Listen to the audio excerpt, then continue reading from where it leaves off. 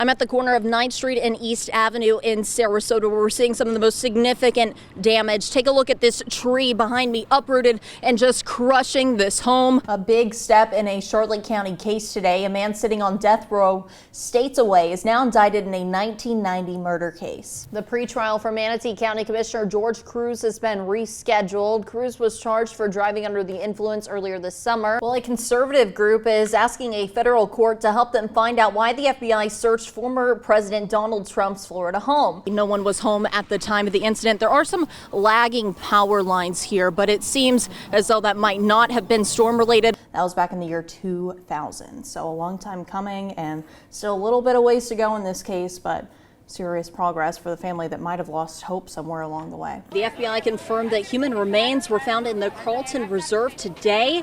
Now that's just 24 hours after the park was reopened to the public. It was closed for weeks as the FBI, Northport Police, and several other agencies right here on the Suncoast aided in that search. Now the FBI did not confirm yet that the remains do belong to Brian Laundrie, but they did find a backpack and a notebook that they believe do belong to Brian. Now let's take a look at some video of what those search efforts looked like today. As students returned to the classrooms today on the first day of school, a day that's filled with lots of emotions, sometimes a little bit of jitters. You're excited to see who's going to be in your class, who's going to be your teacher.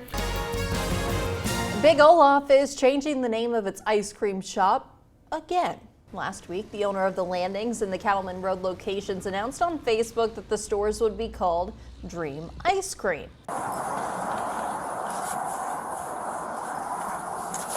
Hey, how you doing? How you doing, sir? I'm Sebastian, Sarasota Police Department. You're on audio and video recording. The reason for the stop, you were observed going 57 and a 40, and you were on your phone texting while you were doing that.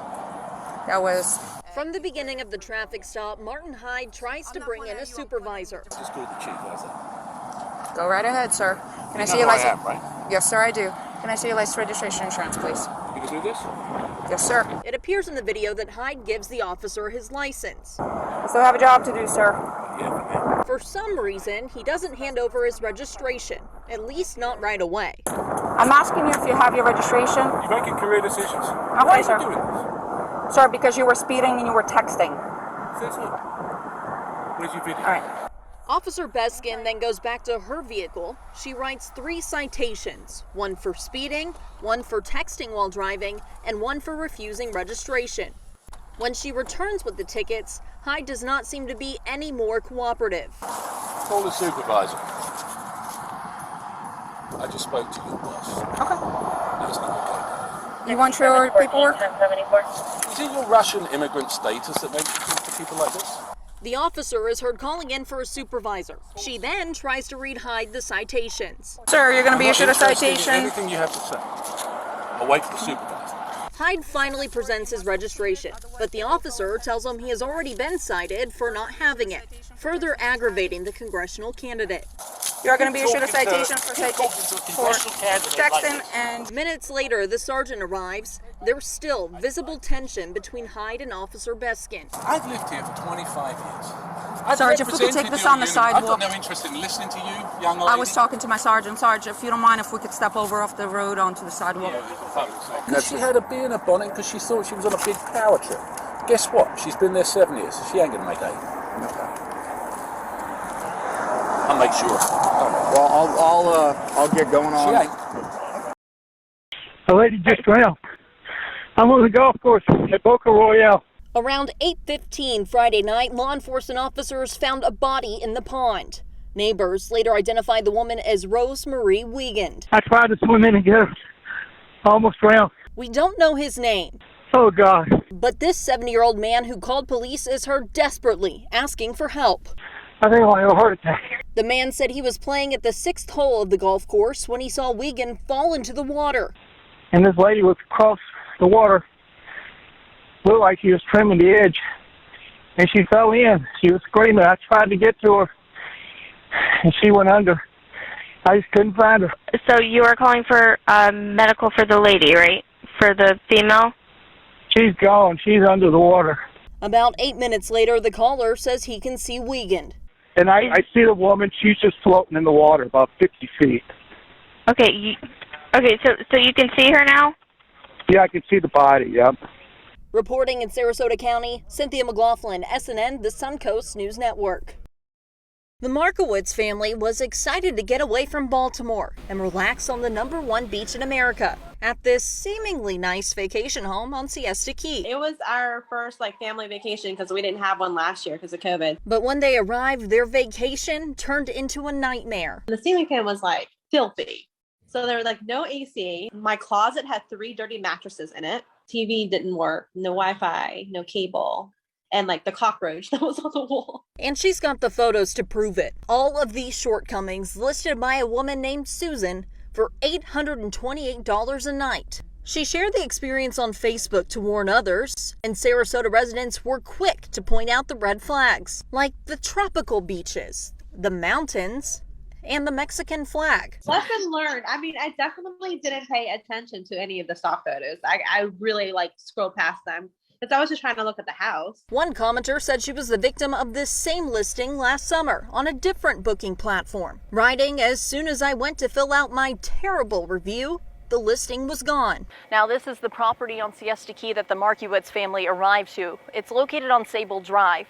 This is also where they met the man they believe is behind the operation, and his name is not Susan. He was so rude when I called him and complained. He shows up at the house in this Speedo short, and he comes in and he doesn't even introduce himself. He just comes straight into the house. They say the owner is Craig Siegel, a Sarasota man who has been charged with scamming customers in the past. In 2014, Siegel was arrested for throwing a bucket of urine on a property inspector at the same vacation home. He was charged with 19 counts of scheme to defraud. Police say he took more than $53,000 from victims nationwide. My sister, she's an FBI agent. She was Googling the property, who owns this place? Because we never heard from Susan. The Better Business Bureau reports that 5 million Americans have lost money from rental fraud. The BBB says scams frequently appear on websites like Airbnb, Vrbo, and HomeAway, where criminals are able to prey on vacationers' inability to check out a listing before paying for it. You're not thinking you're going to get scammed on Airbnb. To me, so many people use it. Markowitz hopes that sharing her story will convince other travelers to do their research before booking. All right, big updates tonight in the search for Gabby Petito. We've learned her fiance Brian Laundrie is now also missing. Northport police have confirmed to SNN the Laundrie family has not seen their son Brian since Tuesday. The FBI has been going in and out of the Laundrie house for hours Friday evening, where protesters are demanding answers. Take a look. Arrest Brian! Arrest Brian! Arrest Brian! Bring Gabby home! Where's Gabby? Laundrie! Where's Gabby? Where's Gabby? You can see here the officer pulls out a brown bag. That's what he carried into the house that you just saw. We've seen several of these bags going in and out of the home. We've learned from the Laundrie family attorney. This is the FBI removing evidence to help in their new search for Brian. They say if you can't take the heat, get out of the kitchen. Well, one Suncoast pizza shop is happily taking the heat and the hate. Yes, they're going viral for one of their specialty pizza toppings, but it's just pepperoni. Usually, pizza debates revolve around whether or not pineapple is an appropriate topping. This pizza argument is a bit more political. Joe Biden. The F you can fill in the blank yourself. Solorzano's Pizza is serving single-topping, triple-letter pizzas right here on the Suncoast. They started serving up the message in October. On Monday, 10 pizzas were sold. On Tuesday, another 20. Yeah, that nice Jersey crunch. I'm not trying to be cocky, we have a very good product. We know what we're doing. We have outstanding, loyal customers that love our product. They might not agree with our politics or some of the stupid things I post on Facebook, and that's okay. Not everyone online is cheesy-pleasy about it, and they're giving Solorzanos a piece of their mind. One commenter writing, "Will not buy from here. Dividing Americans is not cool." Another writing, "FDT." If you want to walk in here and order an FDT pizza, we'll make it now, happily. Somebody said absolutely crass and disgusting. Restaurants should be boycotted by anyone with intelligence, class, and maturity, regardless of political party affiliation. Do you have a response to that? Ooh, I love it. Please boycott us. That would be like the the 500th boycott, which does nothing but bring us more business. Despite the mixed opinions, Solorzano seems to be making extra dough. They're even designing t-shirts for fans to rep around town. Other business owners have also reached out to us and said, hey, listen, we wish we were in a position to where we could be true to ourselves and say what we really want to say. I love ruffling those feathers. I love pressing those buttons. You know why? Because why not? And press buttons they shall, one topping at a time. We here at SNN share the story of a Venice boy who lost his baseball card collection in a spring training game, and then hundreds of people reached out following that, and fellow card collectors dug deep in their own collections so that Elijah Blankenberg didn't lose his love for this hobby. Yeah, this week we brought him all of your generous donations that have poured in over the past few weeks, and the stories that came with them left Elijah and his father speechless. Do you know who that is? Peyton Manning. And it's autographed? Wow. Dozens of packages, each with their own story. I'm 76 and I know how bad I would have felt if I lost all my baseball cards. Elijah's story about losing his binder of baseball cards resonated with collectors across the country. All the stories are so personal, just as his story was very personal, meant a lot. Elijah and his dad are big Yankees fans. They drove up to watch their team take on the Orioles in Sarasota. The shy 11-year-old asked his all-time favorite athlete, DJ LeMahieu, for an autograph, but then lost the binder in his excitement. His mom put out a call on social media asking for it to be returned.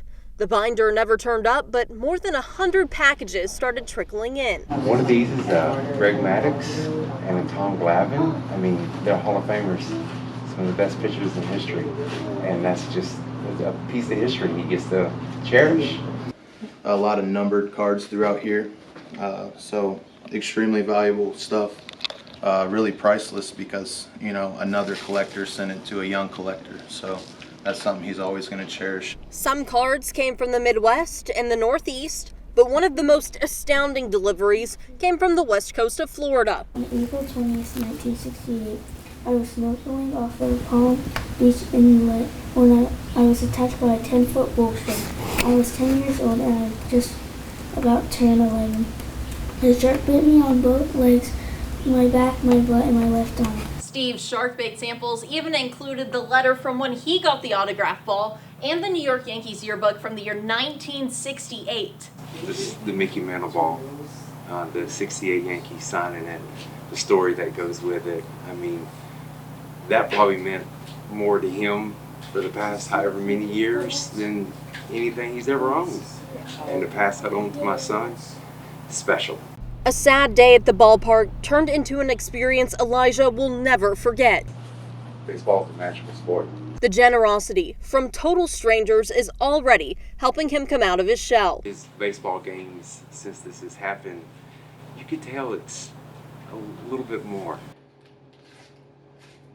Now, the Baltimore Orioles gave Elijah a base from the field signed by the entire team. Then his favorite athlete, DJ LeMahieu, saw his story and is sending Elijah an autographed baseball, which just made his whole year, maybe the next 5 years. Oh, yeah. And see, and that is also, okay, the power of fame, for one, knowing what just little gestures you can do to put a smile on a kid's face, but also power of television. You put that story out there, and wow. I mean, people from all over the country were sending stuff. I mean, we had truckloads coming here to help little Elijah rebuild his collection and then some. And so it's been phenomenal to see the outpouring from the community and also to see the joy that was put back on his face. It's so sweet because, like, they were talking about every single piece has their own story from the person that collected it, and then just to pass it on because they're like, this kid was so bummed out and they could tell.